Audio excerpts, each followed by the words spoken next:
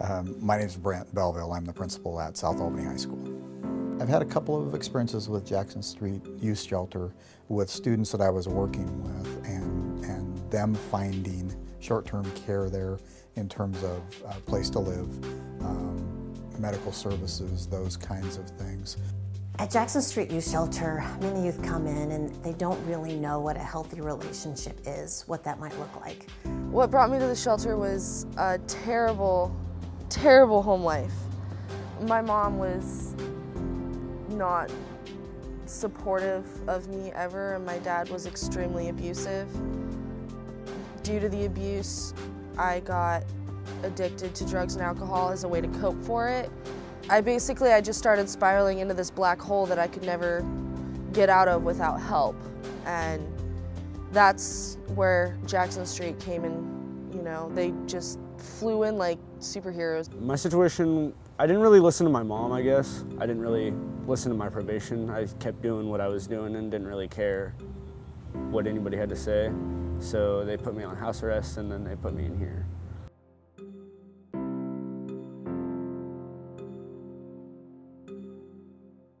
My name is Tori Lynn. I'm the director for the Lynn County Juvenile Department. We do have youth that are placed at Jackson Street either through parents communicating with us and us making referrals to Jackson Street or us directly placing youth there from time to time based upon different circumstances that don't allow them to be at home for a period of time.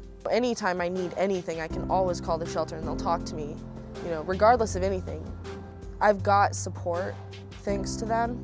I was able to find my center thanks to them, and I was able to find, myself.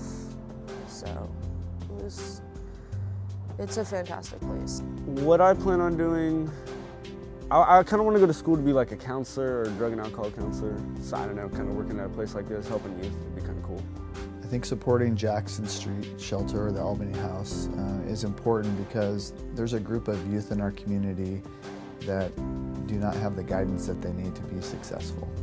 It's a pretty crushing thing when a student, who should be loved and adored by their parents doesn't get that, and there's something, natural about that reaction that they go, well, there can't be any hope if my parents don't love me enough to have me in their home.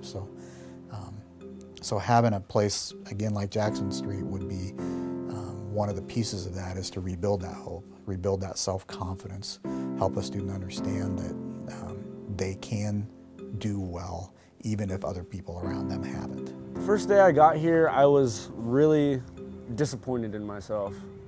I felt like this was going to be a never-ending cycle, and I just kind of wanted it to end. There's a lot of kids that come from some very ugly situations. I was kind of disappointed and optimistic at the same time.